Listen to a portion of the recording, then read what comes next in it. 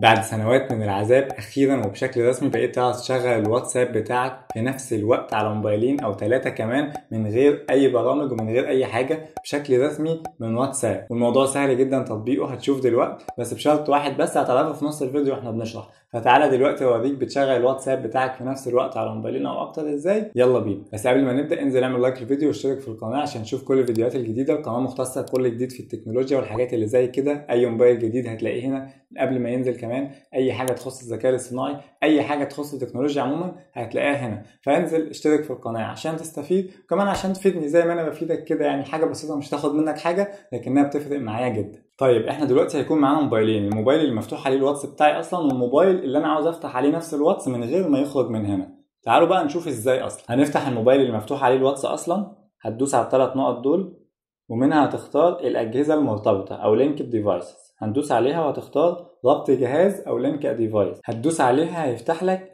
كاميرا تصور حاجه. سيب بقى الموبايل ده دلوقتي بنفس الكاميرا كده وتعالى نفتح الجهاز اللي احنا عاوزين نفتح عليه الواتس من غير ما يخرج من هنا. هنفتح الواتس على الجهاز الجديد، هنختار الموافقه والمتابعه او agree and continue. المفروض دلوقتي بقى تدخل رقم تليفونك. اوعى تدخل رقم تليفونك، ده اللي كنت بتعمله في العادي ما تعملوش بقى. وتعالى معايا اسمع ازاي نشغل الواتس على موبايلين مختلفين في نفس الوقت. بدل ما تدخل رقم تليفونك هتدوس على الثلاث نقط اللي فوق دول ومنها هتختار ربط بحساب حالي او link to existing account. هتدوس عليها هيظهر لك QR كود تعمل له سكان، ومنها هتفتح الجهاز الاول ده وتعمل سكان للQR كود بالكاميرا دي وهيفتح الاتنين مع بعض. يعني خلينا نعمل كده.